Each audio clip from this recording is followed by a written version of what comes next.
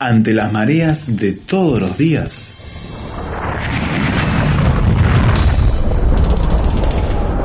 llegamos a tierra firme.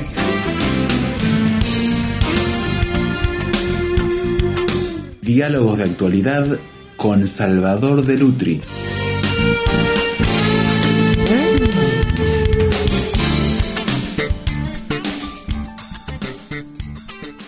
De un tiempo a esta parte nos hemos ido acostumbrando a un nuevo término del cual curiosamente hemos buscado respuestas, Salvador, que es el término posverdad. ¿De dónde viene esto? Bueno, la Universidad de Oxford analizó algunos eventos inesperados en el mundo occidental y entonces en el año 2016 él dijo que la posverdad era la palabra que podía definir lo que estaba pasando. La palabra del año era La palabra posverdad. del año fue posverdad. Uh-huh. Y la definió Oxford diciendo, son los hechos que sucede la posverdad cuando los hechos objetivos tienen menos influencia en definir la opinión pública que los que apelan a la emoción y a las creencias personales, uh-huh, ¿no? Uh-huh. La inclinación de la gente no está motivada muchas veces por elementos lógicos, de racionalidad, de objetividad, sino por sentimientos, por creencias, por ilusiones, por emociones, Uh-huh. por supersticiones, por resentimientos, o es manipulada, Claro, ¿no? O claro. por manipulaciones. Quiere decir que no hay muchas veces elementos lógicos, pero la gente cree ciertas cosas. Hay un ejemplo en la Biblia muy interesante de esto. A Jesús lo sepultan, y cuando lo sepultan, los judíos le protestan a Pilato. Uh-huh. Y le dice, este hombre dijo que resucitaría al tercer día, y entonces le piden que ponga una guardia y que selle la piedra. Y ponen una guardia romana allí para que nadie toque la piedra en los 3 días, hasta que se termine todo esto. Ponen una guardia romana. El día de la resurrección, la piedra rueda, los guardias quedan atónitos, y van a los sacerdotes y le cuentan el suceso. Miren, pasó esto. La decisión del tribunal judío le dice a los soldados que ellos tienen que decir, sus discípulos vinieron de noche y lo robaron mientras nosotros dormíamos. Y entonces dice, y si oye el gobernador, nosotros arreglamos el asunto. ¿No? Es decir, le dieron un importante soborno y le dijeron, nos hacemos responsables ante el gobernador, y por otro lado ustedes tienen que decir eso. Ahora, los judíos eran suficientemente agudos como para razonar sobre esto. ¿Qué guardia romana que está puesta en consigna frente a una tumba y le roban el cuerpo va a publicarlo con la cabeza sobre los hombros? Lo primero que hacía el Imperio Romano era cortarle la cabeza a todos. Le cortaba la cabeza a toda la guardia. Uh-huh. No era terrible para el Imperio Romano, un imperio que nosotros llamaríamos hoy fascista, verticalista, impiadoso, que alguien del ejército no cumpliera la consigna y todavía lo estuviera diciendo, Uh-huh. ¿no? Y lo publicara. ¿Y por qué la gente lo cree? ¿Por qué los judíos lo creyeron? Porque muchos de esos judíos que los creyeron estuvieron gritando crucifícale frente a la cruz. Uh-huh. Y después fueron choqueados, dice que se retiraban de la cruz hiriéndose el pecho, Sí, choqueados por esto y por la culpa.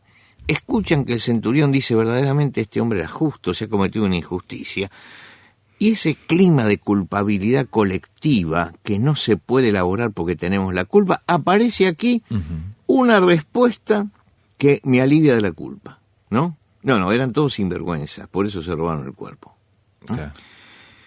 Quiere decir que la posverdad es una forma de hacer prevalecer los elementos emocionales sobre los elementos racionales y objetivos. Y distorsionar esa verdad, entonces. Se usó por primera vez en el año 1992. Por ejemplo, en mi país teníamos un 30% de pobres, pero el gobierno decía que había un 5% nada más, y que teníamos menos pobres en Argentina que Alemania. Y usted dice, pero no puede ser. Manipulaban las cifras. ¿En Uh-huh. qué cabeza cabe que un país latinoamericano puede tener menos pobreza que Alemania? Claro. Teníamos un 30%, pero la realidad objetiva de lo que uno veía en las calles, los crecimientos de los barrios marginales, la mendicidad y todo, estaba hablando de un 30%. Uh-huh, uh-huh. Pero la posverdad era que los que votamos a este gobierno necesitamos creer que es un 5%. Y ahí se estableció la posverdad. La posverdad está fogoneada, ¿no?, por ciertas personas que manipulan a la sociedad, que están detrás de la sociedad, y se trata de imponer esto por métodos coercitivos. Uh-huh. Y eso se ataca a la libertad de pensamiento y se ataca a la libertad de expresión para imponer la posverdad. Se propugna la dictadura del pensamiento único, es decir, todos tenemos que pensar lo mismo. Y se establecen ciertos principios que son la posverdad, y con esos principios se manipula a la sociedad. Ahora, yo me hago dos preguntas frente a esto. ¿Podemos hablar de posverdad? ¿Por qué no hablamos directamente de mentira? De mentira. Uh-huh. Un periodista sacó en una editorial de un diario, una editorial con una nota de opinión, no una editorial que firma él mismo, y la tituló "La posverdad no es más que la mentira de antes". Claro. ¿No? Y es eso. Se apunta a un cambio de época donde no importa la distinción entre lo verdadero y lo falso. Y se está apuntando a eso. No importa la diferencia en eso. Se está derrumbando la racionalidad.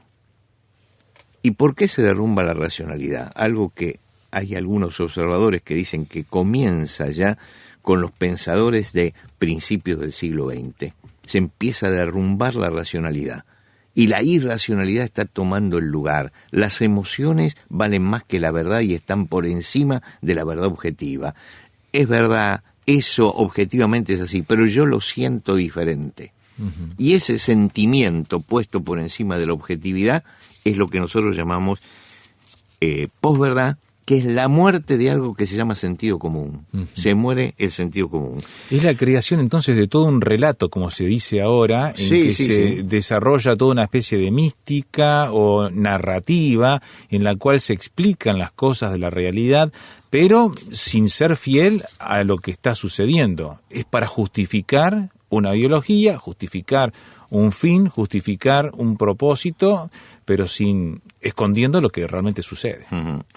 Justamente utilizaste una palabra muy importante, dijiste el relato, ¿viste? Uh-huh. Cómo se habla permanentemente de relato, uh-huh. relato. La palabra relato en griego es mito. Claro. Los griegos llamaban los relatos, los mitos, ¿no? Y Arquímedes trataba de buscar el mito verdadero, el relato verdadero. Uh-huh. ¿Y qué hicieron los cristianos? Este es el relato verdadero, no la mitología, los relatos de los dioses que tienen ustedes. Uh-huh. Este es el relato verdadero, ¿no? Quiere decir que estamos hablando de que se están levantando relatos, mitos en esta sociedad, alejándose del relato verdadero, que es cuando coincide la realidad con lo que estamos uh-huh. diciendo. Uh-huh. Es un eufemismo que define verdades aparentes. Hay verdades que son aparentes, simplemente verdades aparentes. Cuando los que en el pasado, cuando se removía el limo de los ríos uh-huh. y se encontraban anguilas, decían, el barro produce las anguilas, ¿no es cierto? Ahora, aparentemente sí, porque siempre donde había barro aparecía únicamente, ¿no? Pero era una verdad totalmente aparente. Claro. La anguila estaba allí, pero no era la verdad objetiva. Uh-huh. La verdad objetiva viene después cuando empezaron a descubrir qué pasa. Yo creo que los griegos, en ese sentido, eran muy celosos de la verdad objetiva. Uh-huh. Y que eso hace que Occidente pueda avanzar porque aprendió lo de la verdad objetiva. Ellos condenaban la demagogia, porque sabían que había demagogos. Y lo sabían, por supuesto, y lo sigue habiendo. Pero justamente la racionalidad trataba de reducir y la objetividad, ¿no? Es lo que reduce eso. Sin embargo, la gente a veces acepta más el discurso emocional uh-huh. que el discurso racional. Claro. En ese sentido, en la obra Julio César, Shakespeare da algunas explicaciones bien interesantes en dos discursos, ¿no es cierto? Dos discursos. Para explicar la muerte de César, hay dos posturas, ¿no? En primer lugar, César se estaba, según una de las posturas, César se estaba convirtiendo en un dictador. Uh-huh. Y entonces lo asesinan para que no tengan un dictador, porque realmente se le habían subido los humos a la cabeza y por eso Bruto lo asesina. Pero por otro lado estaban los otros que creían que no, que estaban ante un crimen contra el hombre del destino, uh-huh. ¿no? Y eso lo pinta muy bien Shakespeare, porque la gente le presentan los dos discursos y la gente se inclina por uno. Por uno. ¿Y por cuál se inclina? Por el emocional. Uh-huh. No por el racional, sino por el emocional. Y esto es una realidad, que la gente muchas veces se inclina por las emociones antes que por la racionalidad. Hacemos una pequeña pausa y le preguntamos a usted ante qué cosa se inclina, más por las razones, por la racionalidad en el análisis de un tema o por lo emotivo que es esa apelación. ¿Cómo hacemos para equilibrar nuestra mirada en medio de esta realidad de hoy que se habla que es la etapa de la posverdad? Ya venimos en Tierra Firme a seguir charlando de esta temática.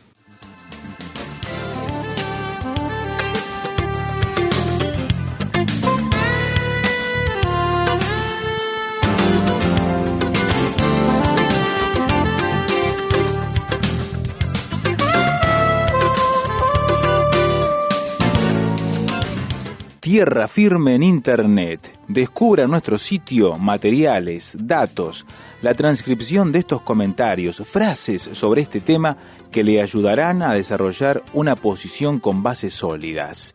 Visítenos en www.tierrafirmertm.org www.tierrafirmertm.org. Tierra Firme es una producción de Radio Transmundial.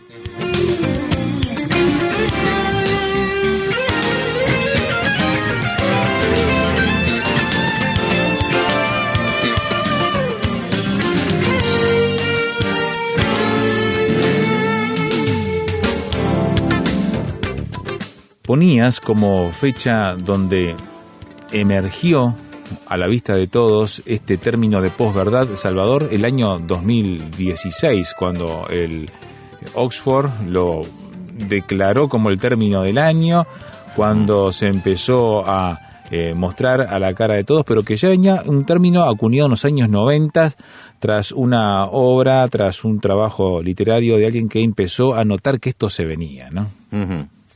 Sí, hubo bastantes escritores que se iban anticipando a esto y que salieron con sus obras un poco a parar esto.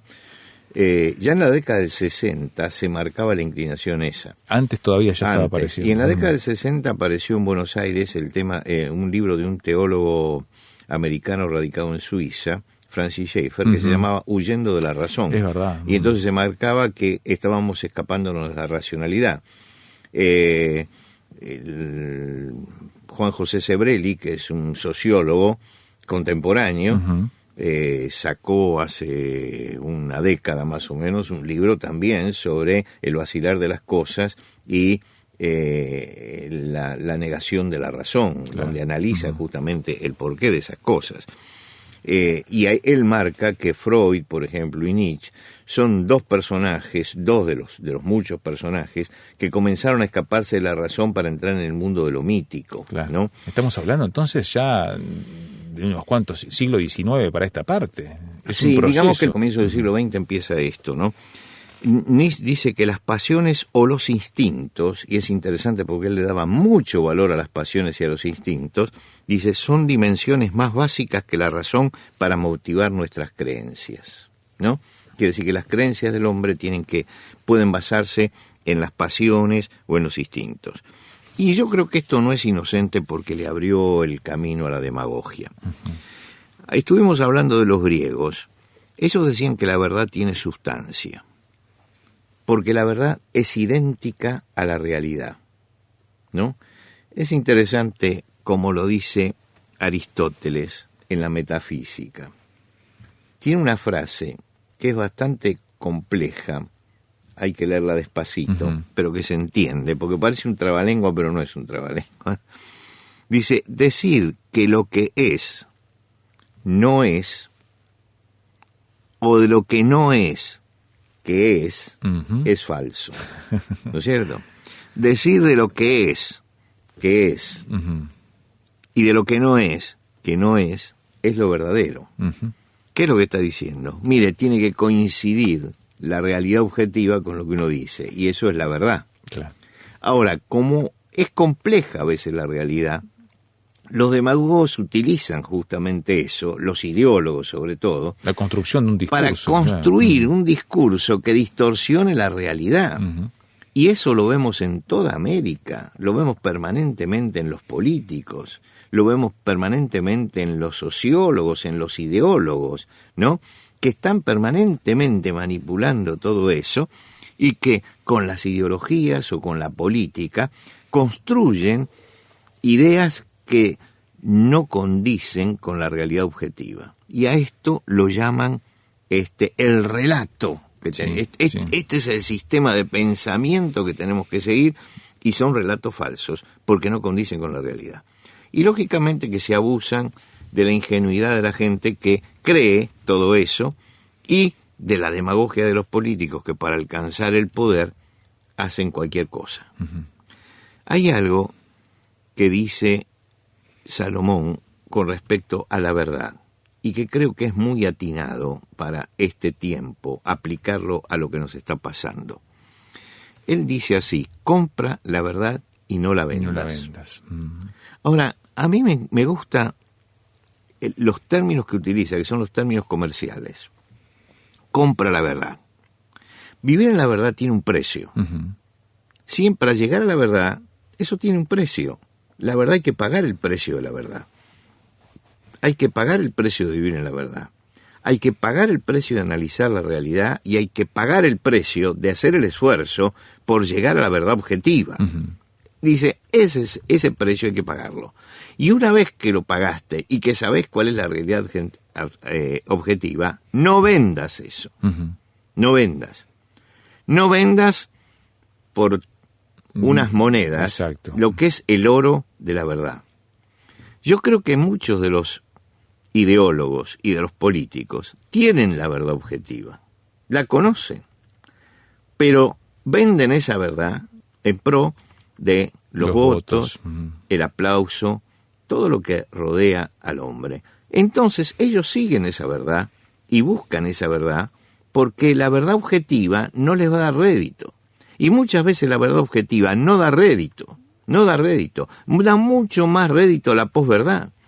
Pero el que cae en la posverdad está vendiendo en ese momento la verdad. No tengamos almas de esclavos.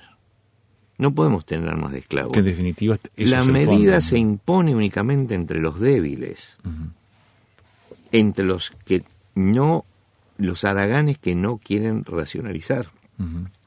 Pero no podemos tener alma de esclavos, de tragar todo lo que nos dicen sin analizarlo, sin juzgarlo, aceptando el discurso del político de turno, aceptando el discurso de la ideología o el partido al que pertenezco.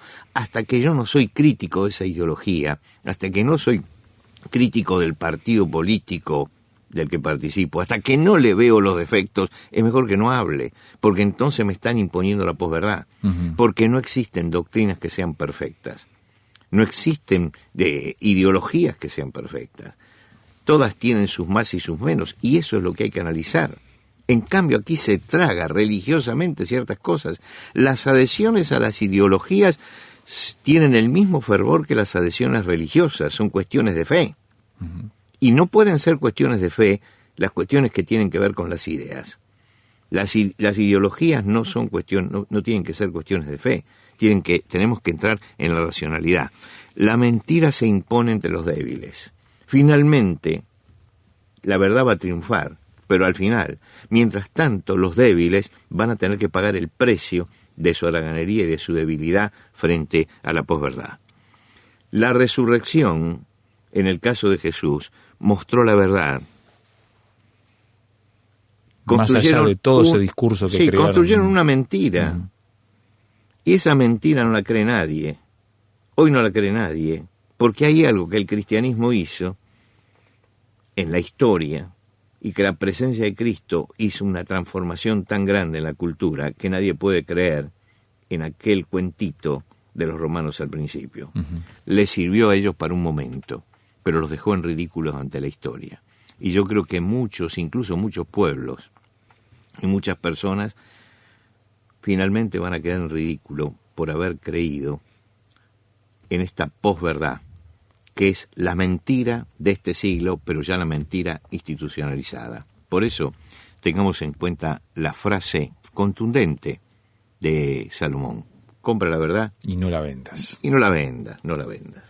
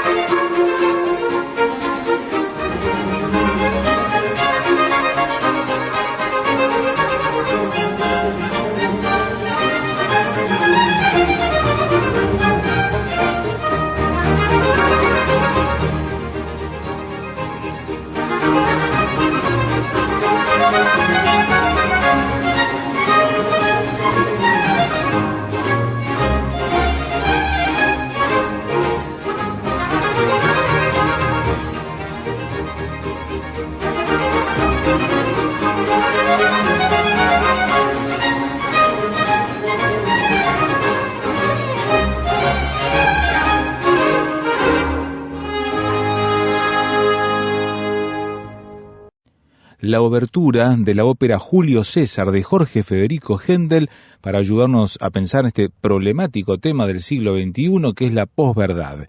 Y usted, ¿cómo contrarresta este virus en su vida personal, en sus relaciones, en las instituciones donde se mueve a nivel social y a nivel nacional? Para conocer más de nuestro trabajo y querer participar en la discusión, por ejemplo, puede hacerlo por correo electrónico tierrafirme@transmundial.org. Encontrar los materiales en nuestro sitio web tierrafirme.rtm.org para escuchar el audio, para leer el texto, descargar estos materiales, tener acceso a toda la biblioteca de programas de Tierra Firme, escuchar los grandes temas con Salvador de Lutri, leer artículos, suscribirse a nuestro boletín, tener los enlaces a las redes sociales para estar actualizado. Todo eso en tierrafirme.rtm.org. Así que esperamos encontrarlo en los espacios virtuales, en Internet, que hemos generado para dialogar con usted y otra vez en esta emisora, la próxima ocasión en que anunciemos una vez más Tierra Firme.